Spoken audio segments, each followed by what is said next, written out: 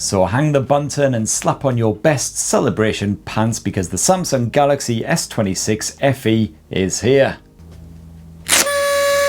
The Fan Edition is the cheapest of the S26 flagship family, although not by much because of course the bloody price has gone up again. Thanks AI mega twats. So prices start from £699, the storage is a mere 128 gigs in that case, rising to 799 GBPs for 256 gigs of the stuff, and a slightly eye-watering 949 quid if you want half a terabyte. And all of those come with the 8 gigs of RAM.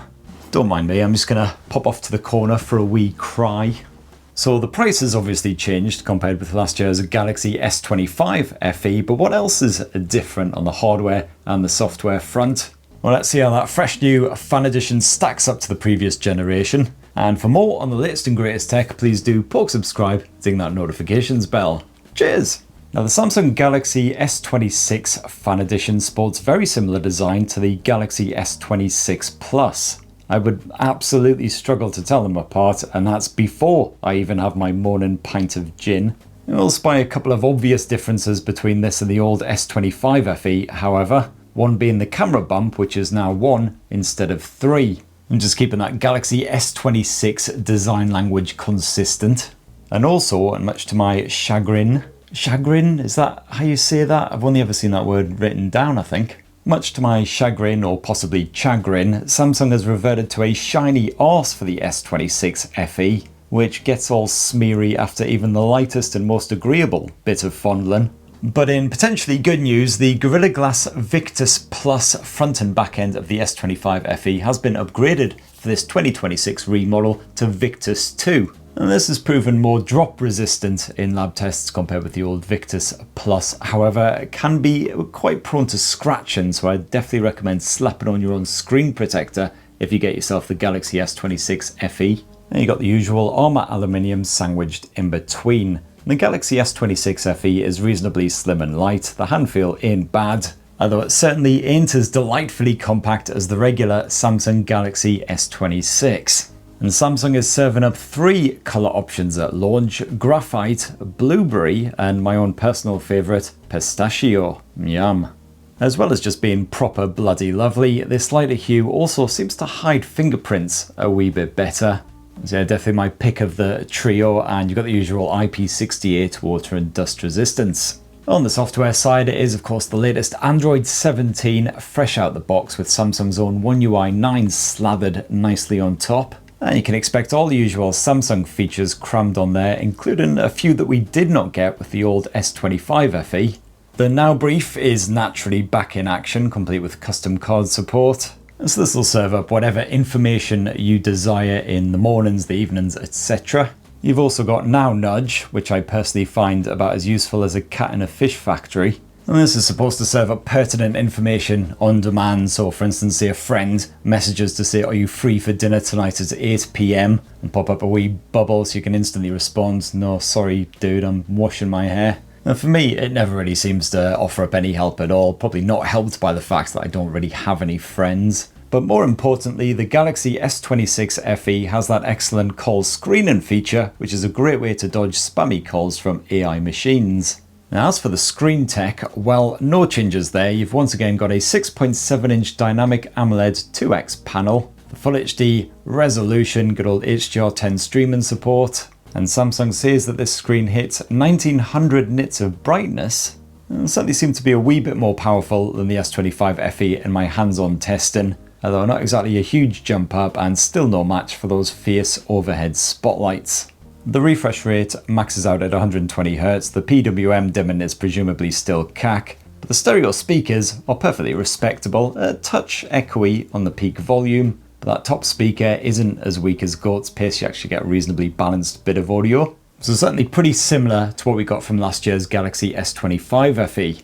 As for the chipset in charge, well, that's Samsung's own Exynos 2500, backed by 8GB of RAM across all storage options, certainly here in Blighty. And it's getting on a wee bit, as it did debut in last year's Galaxy Z Flip 7 foldable smartphone, but it's still an upgrade over the Exynos 2400, which was stuffed inside of the Galaxy S25 FE.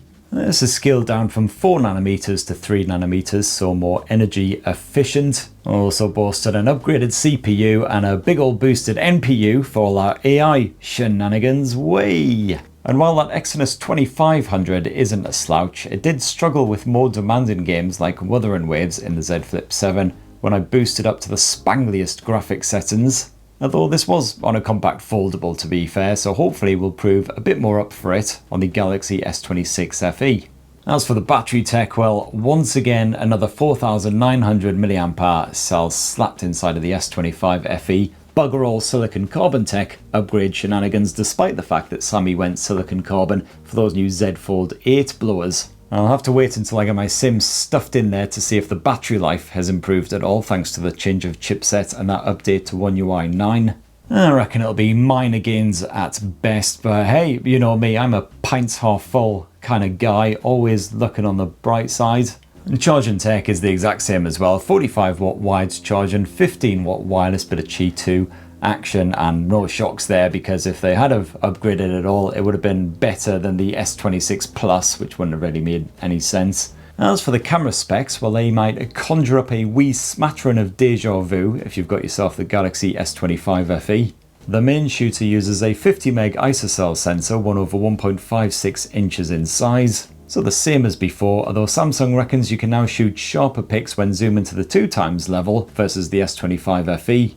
I could only really see differences in the colour output in my hands-on session, but these were pre-production models, so hopefully we'll see some sort of improvement in the actual final retail model. And you got the same tiny 8 meg telephoto sensor with 3x zoom as the S25 FE as well. And this was the one bit of camera hardware that I really hoped Samsung would rip out and replace for the S26 FE, but hey ho.